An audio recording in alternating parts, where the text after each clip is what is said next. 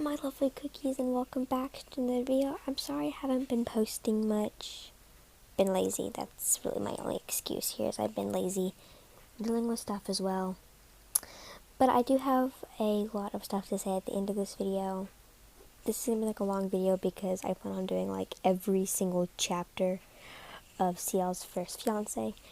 Since a lot of you guys have been asking that, and I'll be doing all you guys' requests. Request, please. I need a request, please. Thank you. Enjoy. Rude Guest, Chapter 2. A few years have passed since Wyan's father disappeared.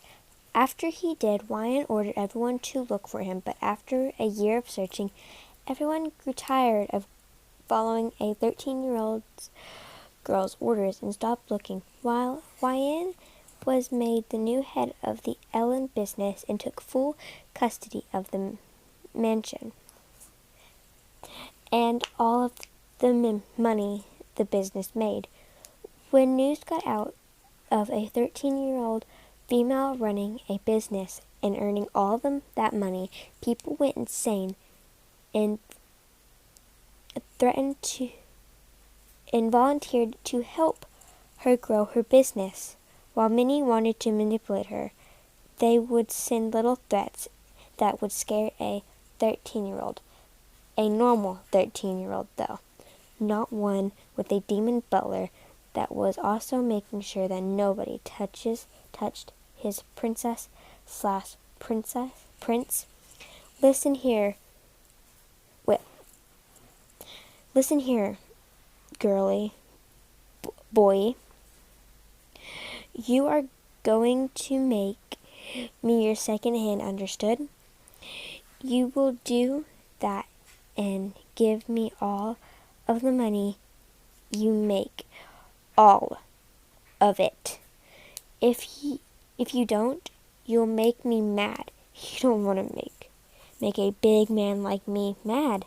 A random man owning a much smaller and much poorer business had decided to pay the small girl a visit,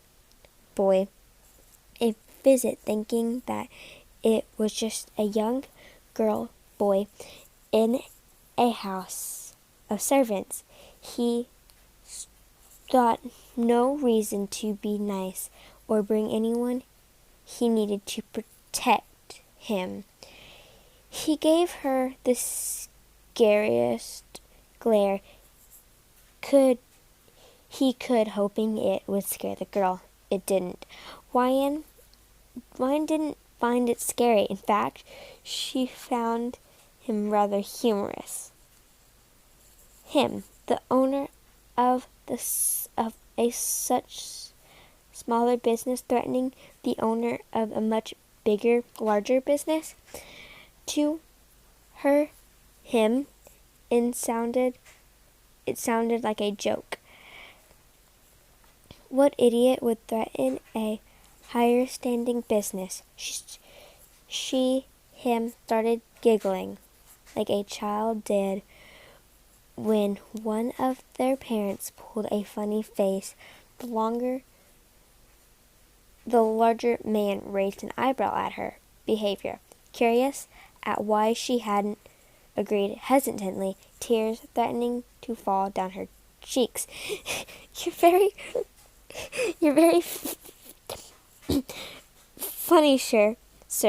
He kept laughing until she needed to hold her sides to keep her standing. Listen, girl, boy. I'm not joking, but I'm getting mad, and my patience is running out. You will do as I say, got it? Oh, the girl had stopped laughing quite quickly when the strange businessman that stared what he was not a joker. She narrowed her eyes as she glared at the rude man. During the time she had been with him, Jason had made himself Wyan's tutor. Flashback. He thought the normal stuff, English. He taught the normal stuff, English, math, language, but Diane had requested he teach her how to control her anger problems. She explained about the marriage proposal and its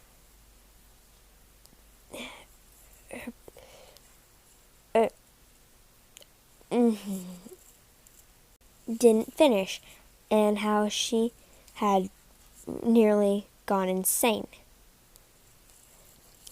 over it. He agreed, still keeping his Sonic face he always had on.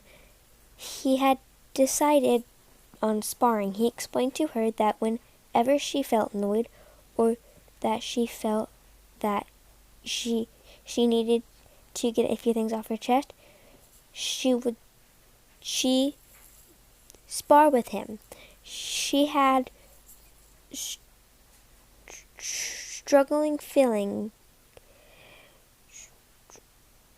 struggled. She had struggled at first, being the young boy girl he was.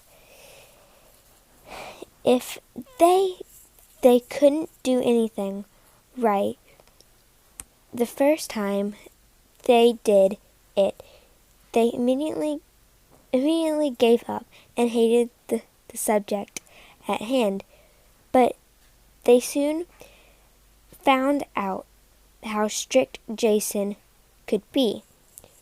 While they was in their room sulking, he somehow locked the door from the outside, despite it being on the inside of the door.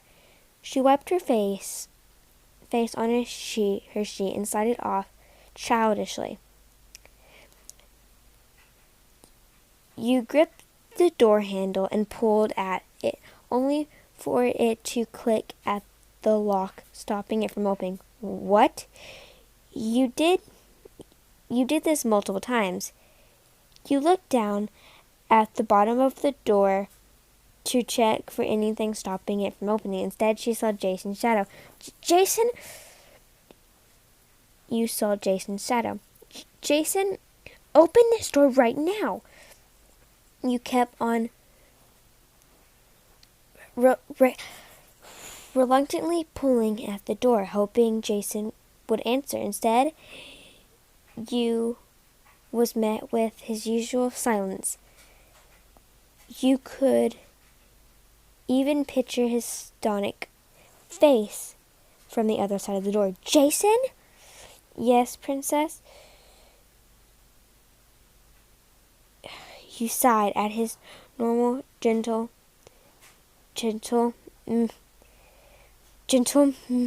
mainly behavior that made you even more tricked due to the situation. Open the door, that's an order. But princess, what? You refused to spar with me. This anger wouldn't be a problem right now if you had gotten it off your chest earlier. Are you still there, princess? No, I flew out the window. I would advise you don't do that, my lady. You could seriously injure yourself. I was being sarcastic. When everything was solved equaling when Jason unlocked the door and let you out, Wyan began to take a great interest in fighting and soon became an amazing fighter. It was a huge hobby in a matter of no time. And Wyan, instead that whenever Jason wasn't tutoring her, he would be sparring with her. Flashback end. Wyan had a stonic face, one that she had picked up from Jason. Though this was not the first time you was being threatened. This was the first time somebody had demanded that you listen to them. It had been a while since somebody had done that. It had been a while since her father had done that. He's doing what father did. He's mocking father, isn't he? He's mocking my father. How dare he? In Ryan's manner, speaking about her father and mother was strictly forbidden because of how much Ryan was upset. Ryan without her mother and father. She was alone, and she hated it. She did have the servants, but that wasn't the same. Everyone caught talking of her family, but by Ryan had to deal with Jason. And strictly speaking, his foot was inside the door frame, which meant he was inside her manor. She smiled an evil smirk that was hidden by her bangs or her hair. Your bangs. And as you looked up to the man with a sweet face. Of course, mister. I wouldn't want to make a big man like you mad, do I? Do come in. The businessman smiled victoriously, confident that he had won. He stepped inside and began to look around, staring at family paintings and portraits, one portrait catching the one of Ryan's mother. Your mother was quite beautiful, Ryan.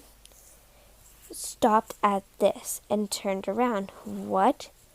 She faked, smiled. Her eye twitched as she tried to her anger controlled. If your bastard of a father hadn't, I would have married her. A woman like that as mine, imagine. Her eyes went wide. He was describing her parents. Your parents. Thank you. She was pretty, wasn't she? Jason, can I have a quick word? Jason had came out of the shadows as he had followed his master out of the room to the corridor, leaving the man to go over to awe at her mother, much to Ryan's annoyance. They stepped out and closed the door quickly. Ryan then quickly turned and faced your butler, your face hidden by your bangs. Kill him. Jason raised an eye at his master.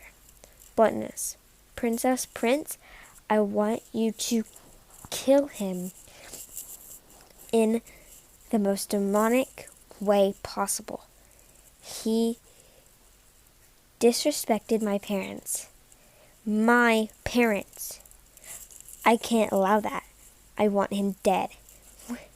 When done, bring his body to the chef and have him cook it into the most delicious-looking dish that ever existed. Then send it to his wife, back at his business. All that must be done by the time I get back from my visit. Jason was surprised that a 13-year-old could be so sadistic. It even scared him a bit, only a bit. He was still a demon. He smiled and bowed on one knee. Yes, Prince. Wine put on her fake smile and walked back, with Jason following behind you, only to find the man staring at her mother as Jason went to get her cloak.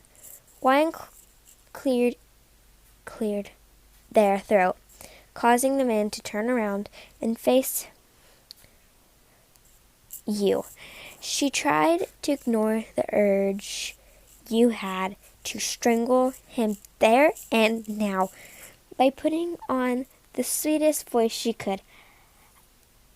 I'm going to go on a quick errand.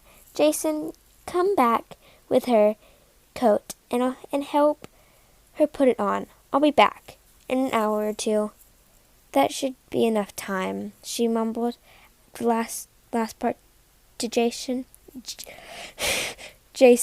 so that the man couldn't hear. So the man couldn't hear her. She grinned back at him and began to walk to the door. Jason, please take very good care of our guest. With that, she walked out as quick. Yes, Princess Prince could be heard, but was muffled by the sound of the giant door slamming. Wyan walked to the carriage as the driver helped her in. Where to, my lady? The carriage driver asked. The cemetery, please. Okay, my lovely cookies. I kind of need a name for you guys, because I don't want to call you guys her or him, because, like, I know that's not your actual, because I know there's boys and girls probably listening to these, and I know you guys, like, have, like, oh, Jesus, like, how you pronounce yourself, like, they, them, he, her, you get the memo, I hope. But what should I, like, call you guys, like, when it comes to, like, the parts where I messed up? I said she, he. Please just put that into whatever pronoun you use. That's what the word pronoun, okay. Put it to whatever pronoun you like to use. Please, I'm sorry. I really am. I'll try to mention that in my next video if I mess up, because I need help. I need comments. Also, I'm sorry for not posting. Like I said in the intro, laziness and dealing with stuff. Schoolwork. Okay. I hope some people can relate to this. Schoolwork has been putting a lot of stress on me. Parents been stressed, so I've been getting stress on. So yeah. That's nice. But if you guys have any requests, I'm taking them. I really am taking requests. I've got to go through all my comments because I've got to reply to every comment. That's something I have to do. Don't know why. I don't have to, but I like to talk to my subscribers, people that watch my videos, I guess. But enjoy your day or night, my lovely cookies.